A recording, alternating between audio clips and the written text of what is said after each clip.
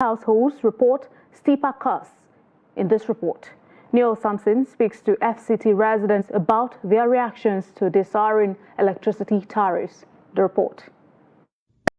Are you a STEM professional and are looking to apply for U.S. permanent residency? Then stay tuned, because today I'm going to be discussing an exciting option for certain professionals. FCT residents shared their thoughts on the rising electricity costs, expressing how the tariff hike has impacted their daily lives. Many spoke of adjusting their lifestyles, cutting down on electricity usage, and adopting new habits to cope with the increased expenses. 2,000, you go reach like 3 days, 4 days. But now if you put 2,000, you no go reach 2 days, man, say you don't finish. If you say you want to do bus pass, what they do, they go charge us 200,000, 100,000. You don't have to that time. We do bus pass. Now they can't check. They say and they charge us 200,000. We can't pay. 1K fee do like 1 week, 4 days, 5 days. But now even 10K self, you know, if you do 1 week again. So we won't continue like this. Electricity don't cost now. I know if you buy, I know if you charge my laptop. Even for Emma don't cost. I know if you on use the laptop too. Not really. Even as people can't be as if it was safe. If you know, compared to like before, the way the light, now the lights, you know, but imagine us staying in Abuja City compared to like before. You can boast in Abuja City that they will have lights compared to other places like mostly south. But now the lights sometimes they will call the kind light around 12, 7. Normal, at least even it's a shame. This is 21st century we don't do so. Nigeria as a country is supposed to boast of at least 24 hours of light. But when we go to the country, we cannot even get 24 hours of light, and we are still paying for that light.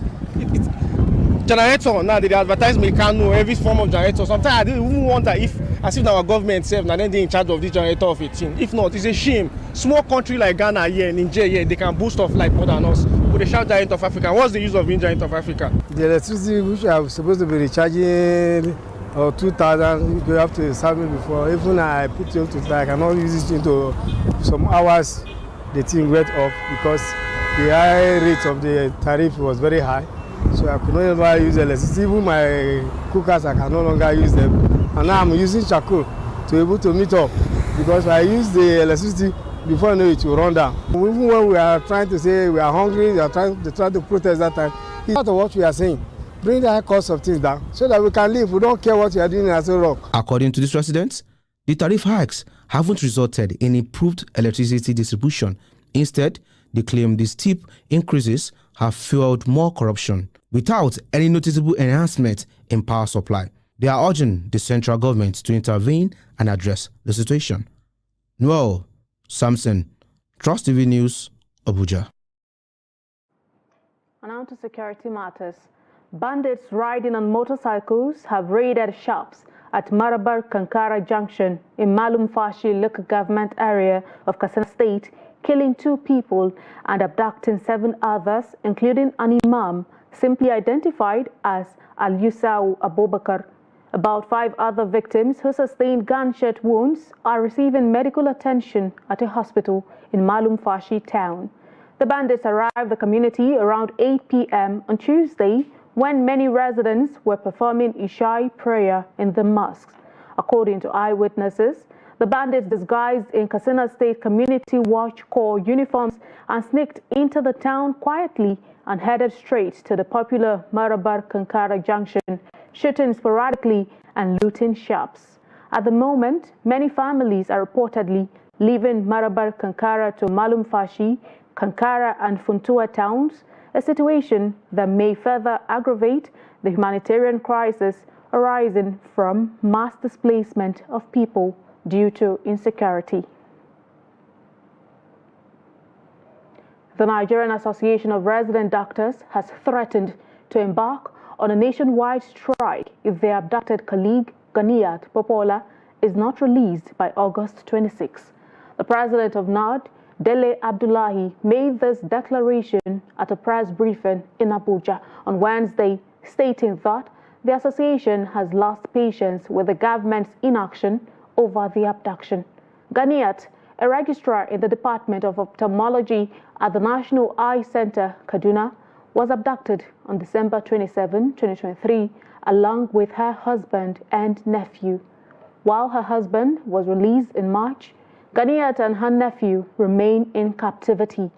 The association also notified the Nigerian Medical Association, the Ministry of Health, the Ministry of Labor, the President of the Senate, the Speaker of the House of Representatives, the Chairman of the Senate Committee on Health, the Chairman of the House Committee on Health, the Secretary to the Government of the Federation, and the Kaduna State Government. Abdullahi noted that the association has written several letters to security agencies, the federal government, and the Kaduna State Government, but has seen no significant action. Tired of old school marketing tactics? Forget outdated email, cold calling, and SMS marketing. It's time. A devastating flood has killed 16 people and displaced no fewer than 3,834 residents in 10 local government areas of Jigawa State. The flood, which followed days of relentless rainfall, has submerged entire communities, leaving thousands homeless and destroying vast swaths of farmland. The Executive Secretary of the State Emergency Management Agency, Haruna Meriga, confirmed this at a press briefing on Wednesday in Dutse, the state capital. He disclosed that approximately 3,936 homes were destroyed and a total of 2,744 hectares of farmland were washed away by the floods. Many of the displaced have sought refuge in public school buildings where they live in overcrowded spaces and in uncomfortable conditions. And to political matters, the chairman of the Independent National Electoral Commission, Mahmoud Yakubu, has called on security agencies to remain vigilant and ensure the smooth conduct of the Edo and Ondo governorship elections. Yakubu made the call at a meeting of the Interagency Consultative Committee on Election Security in Abuja on